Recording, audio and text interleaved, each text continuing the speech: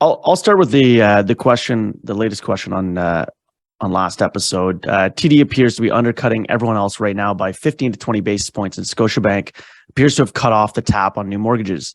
Have they issued statements regarding their risk profiles, and is there a historical comparison to which widely differing strategies taken by any of the big five? So I'll start with that because there is another follow-up question, basically. Bang on, TD is certainly well below everyone else. They are very aggressive right now in their mortgage origination. And Scotia has cut off the taps. They cut off the taps around November of last year.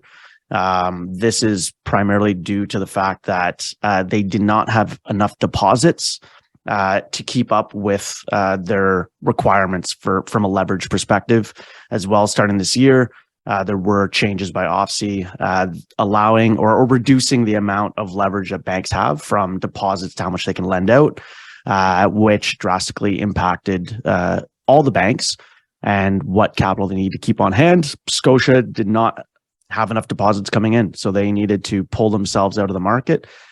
They've been pricing themselves 1% and sometimes more higher than any of the others, and they're just not trying to even really be aggressive on renewals or anything like that. And if somebody falls into their box of needing to go with them because of some of the great programs they do have, they're happy to take them on, but really they're just trying to drive up deposits because of that leverage requirement by OSFI.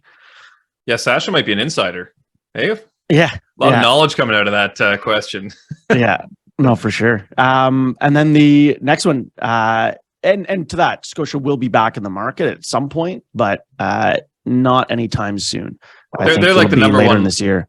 They're the number one lender also in the broker channel, or at least they were. I think last year or 2 years ago, I remember hearing a stat. It was like 65 to 70% of Scotiabank's mortgage origination was from the broker channel. Really?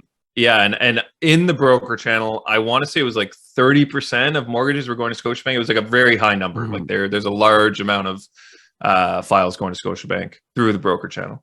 Yeah. Is RBC still like the top mortgage lender in Canada? So I remember hearing that years ago. RBC and RBC and TD are always neck and neck right now, and they've kind of been jostling for position of biggest bank. As far as the top mortgage originator, I'm not sure of those three, RBC, TD, Scotia, who it is. Looks like RBC. I just Googled it, so okay. I don't know if this is accurate, but it says RBC mortgages make up 27% of Canada's $992 billion mortgage market. There you go. Okay.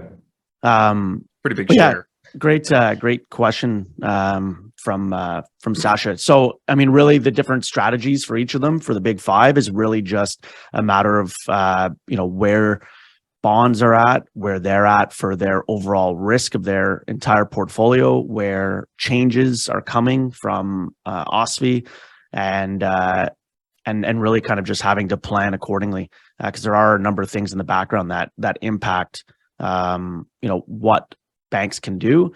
If they, Scotia does a lot of uninsured mortgage lending, meaning they have to lend. There was changes a number of years ago where if you want to lend conventionally, you have to lend from your balance sheet. You can't sell that off or package it together as a mortgage-backed security. And so they have a lot of conventional business. So they're having to use their own funds, if you will, and not sell it off. So this impacts, again, if they don't have enough deposits, this impacts them. Others that are doing a lot of insured mortgages are able to back end insure it, and that's different. And that's also why there's a difference in rates between conventional and insured as well. Every single one is different. Thanks for tuning in, everyone. We hope you enjoyed today's episode. Please remember to like, share, comment, and subscribe because we'd really like that.